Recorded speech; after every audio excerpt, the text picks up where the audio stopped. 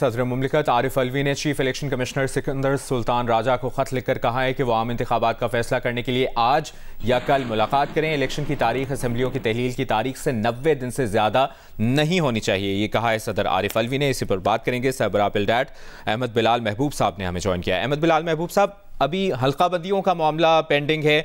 इस खत के बाद इस खत की एक तो वेटेज कितनी है, टाइमिंग, और इलेक्शन कमीशन के लिए कितना चैलेंजिंग होगा? बहुत शुक्रिया। देखिए, इलेक्शन कमीशन के लिए तो कोई चैलेंजिंग नहीं है। इलेक्शन कमीशन तो अगर 90 रोज का फैसला हो जाएगा तो मेरे ख्याल में वो इलेक्शन कमीशन तो 90 रोज पे इलेक्शन कराने के तैयार है, क्योंकि उसके लिए जो पुरानी हल्का बंदियां हैं वो तैयार पड़ी हैं। उसकी अपनी इंटरप्रिटेशन इलेक्शन कमीशन की ये है कि जब नई मर्दमशुमारी आ गई है तो अब नई हल्का बंदियों के बगैर इलेक्शन नहीं हो सकते। मैं जाती तौर पर इस इंटरप्रिटेशन से मुतफिक नहीं हूँ। मेरे ख्याल में आइन के मुताबिक 90 रोज के इलेक्शन कराने की फौकियत है। लॉ के अंदर ये लिखा हुआ है कि नई मर्दमशुमारी के बाद हल्का बंदियां होनी चाहिए, तो वो लॉ का मर्तबा आइन से नीचे होता है, इसलिए वो इंतजार कर सकता है। लेकिन बहरहाल ये फैसला मेरा भी ख्याल है कि अल्टीमेटली सुप्रीम कोर्ट में होगा। लेकिन जहाँ तक सदर मुमलिकत का खत लिखने का ताल्लुक है, इसका मतलब ये है कि वो आर्टिकल 48 पे लिखे हुए अपने जो उनका इस्तेहकाक है कि वो इलेक्शन की डेट मुकर्रर करें, गालिबन उसको इस्तेमाल करना चाहते हैं। लेकिन उसमें अहम तरीन बात यह है कि सदर मुमलिकत को अज खुद ये इख्तियार हासिल नहीं है।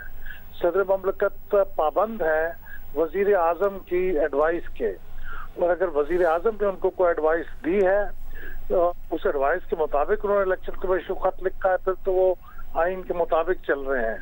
लेकिन अगर वो वजीर आजम की एडवाइस के बगैर ये काम कर रहे हैं तो फिर ये आइन के मुताबिक नहीं है।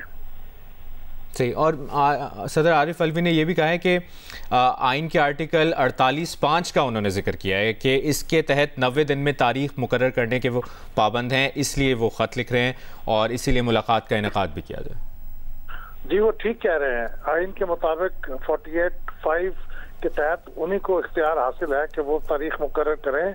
अगरचे एक कानून में तरमीम हो चुकी है और अब उस कानून के मुताबिक इलेक्शन कमीशन को ये इख्तियार दिया गया है, लेकिन बहरहाल वो कानून है और ये जो बात है 48(5) वाली, ये आइन है, तो इसका मर्तबा बुलंद है।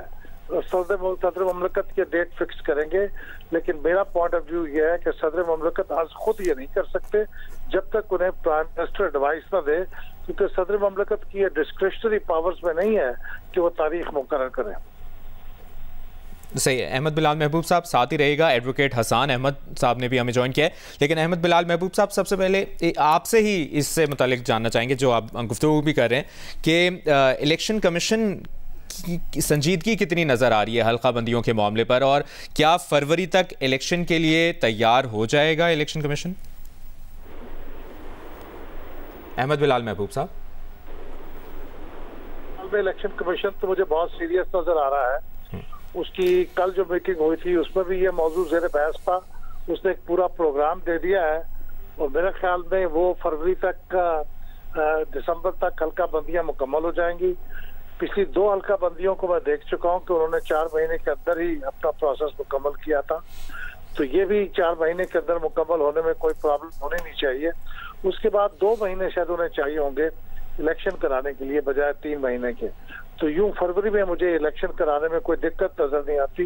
लेकिन मेरा जाती पॉइंट ऑफ व्यू अब भी यही है कि हल्का बंदियों की मेरे ख्याल में आइन के मुताबिक जरूरत नहीं है। सही है। एडवोकेट हाफिज हसन अहमद साहब, आपसे जानना चाहेंगे यही बात जो अहमद बिलाल महबूब साहब कर रहे हैं, सदर मुमलिकत के इस खत की इस वक्त क्या वेटेज है आपके ख्याल में? और हल्का बंदियों का मामला भी पेंडिंग है, इलेक्शन कमीशन क्या फरवरी तक तैयार हो जाएगा, इलेक्शन की तैयारियां हो जाएंगी? बिस्मिल्लाहिर्रहमानिर्रहीम, आपका बहुत शुक्रिया कि आपने मौका दिया। अब जो लेटर लिखा गया है वो लिखा गया है आर्टिकल 48 सब आर्टिकल 5 के नीचे, जहाँ पे लिखा हुआ है कि प्रेसिडेंट ऑफ पाकिस्तान जो है शेड्यूल दे सकते हैं इलेक्शन कमीशन ऑफ इलेक्शन करवाने का इस मुल्क के अंदर। लेकिन जो इम्पोर्टेंट चीज़ इस चीज़ के अंदर है कि उससे पहले 2 डेवलपमेंट्स में वो हो चुकी हैं। एक डेवलपमेंट ये है कि इलेक्शन कमीशन ऑफ पाकिस्तान जो है उसने आर्टिकल 51(5) के नीचे जो है वो जो कॉन्स्टिट्यूंसीज है उनका डिलिमिटेशंस का शेड्यूल एक वो अनाउंस कर दिया है।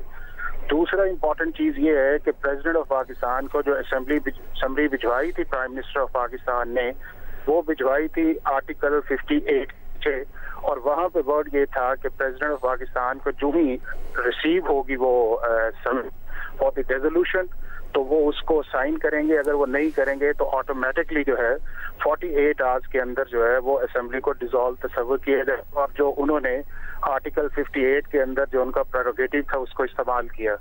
अब ये है कि आर्टिकल 48 ऑफ द कॉन्स्टिट्यूशन ये है, ये सिर्फ और सिर्फ एक्ट अपॉन करता है on the advice of the prime minister cabinet जी।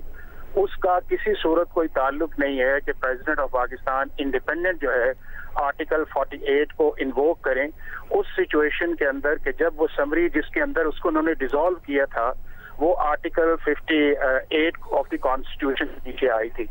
दूसरा ये है कि कॉन्स्टिट्यूशन के अंदर बड़ा क्लियरली लिखा हुआ है कि अगर काउंसिल ऑफ कॉमन इंटरेस्ट जो है वो आपकी कॉन्स्टिट्यूएंसीज को कह देती है कि जी सेंसस को अप्रूव करके नोटिफाई कर देती है, तो इलेक्शन कमीशन का काम है इलेक्शन करवाना, और वो इलेक्शन करवाए जाते हैं आर्टिकल 219 के नीचे।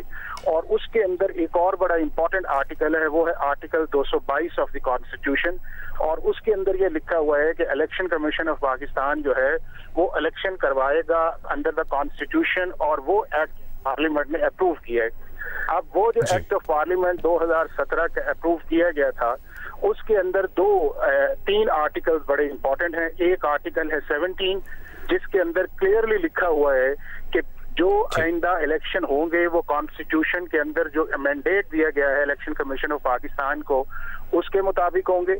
और दूसरा उसके अंदर दो सेक्शन है 57 और 58 कि जिसको अमेंड कर दिया गया है पिछले माह जो है गवर्नमेंट ने और प्रेसिडेंट ऑफ पाकिस्तान की तरफ से वो चीजें जो हैं वो अप्रूव हो के बाय द जॉइंट सेशन जो है वो एक्ट ऑफ पार्लियामेंट बन चुकी हैं। और उसके अंदर हुआ ये है कि प्रेसिडेंट ऑफ पाकिस्तान का जो कंसल्टेशन का प्रोसेस था उसको वेव कर दिया गया है, और अब इस किस्म का जो सारा इलेक्शन का मैंडेट है वो इलेक्शन कमीशन ऑफ पाकिस्तान के पास है।